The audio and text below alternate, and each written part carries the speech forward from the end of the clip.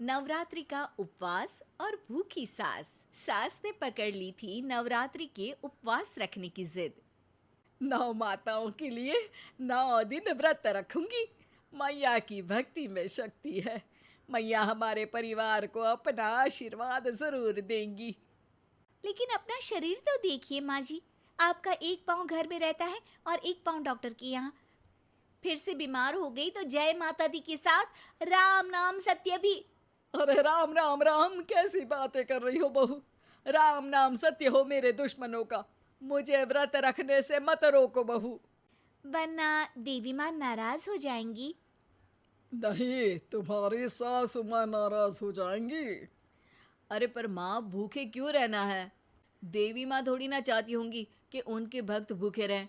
और आपकी तो सारी मनोकामना पूरी हो चुकी है ना माँ।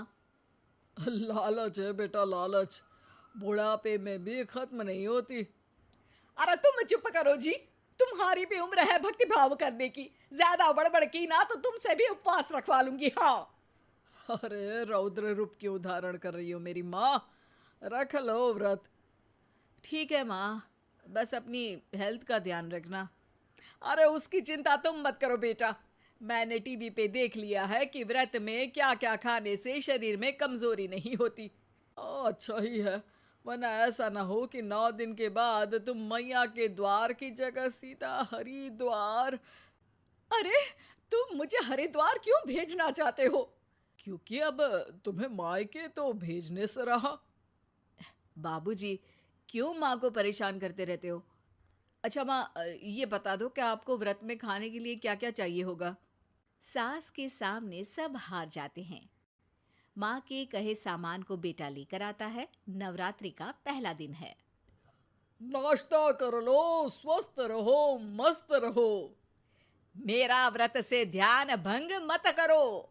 अच्छा ठीक है ठीक है। भूख लगेगी तो मेरी तरफ मत देखना। आई बड़ी। तुम कोई खाना हो जो तुमको देखूंगी। आए बड़े। माँ जी, ये लीजिए आपका फरियाली मिक्सचर। इससे व्रत नहीं टूटेगा। अरे इतना सा?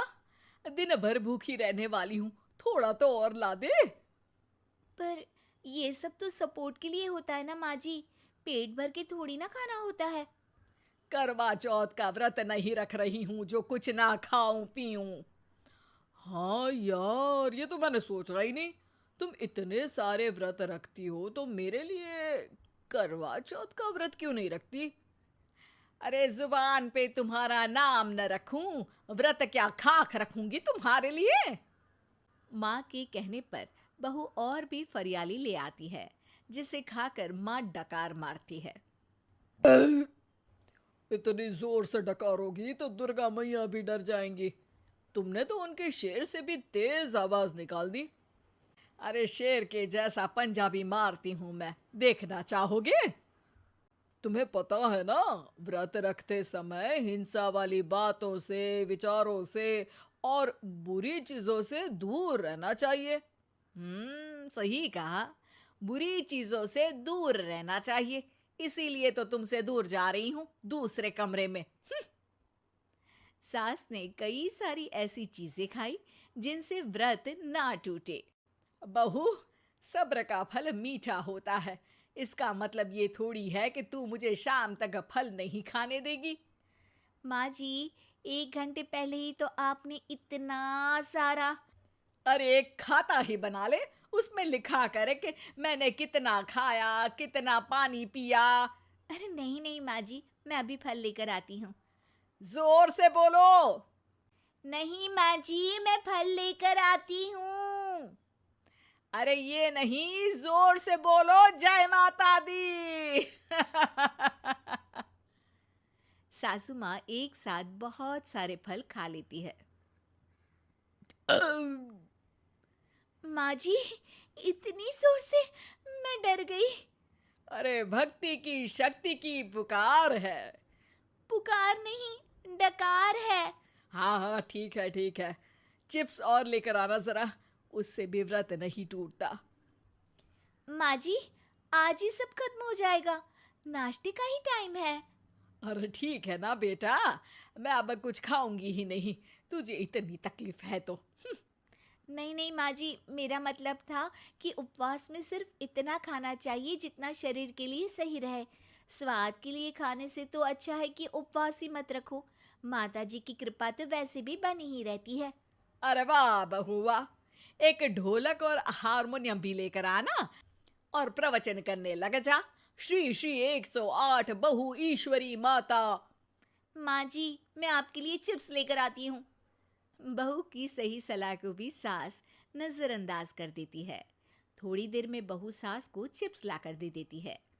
आलू की चिप्स, आहा मजा आ गया। आलू किसी भी सब्जी में चला जाता है। आलू पनीर, आलू पालक, आलू टमाटर, आलू भिंडी और तो और पराठे में भी चला जाता है। वैसे ही इंसान को भी हर स्थिति में आलू जैसा होना चाहिए। थोड़ी देर में वहां ससुर जी आते हैं। क्या चिप्स खा रही हो? अरे नहीं जी, दिख तो चिप्स ही रही है। अरे तो पूछ क्यों रहे हो? अरे गुस्सा क्यों हो रही हो? उपवास में गुस्सा नहीं करना चाहिए। और ऐसा तो है नहीं कि सिर्फ तुम उपवास करती हो, हमने भी तो किया होगा कभी।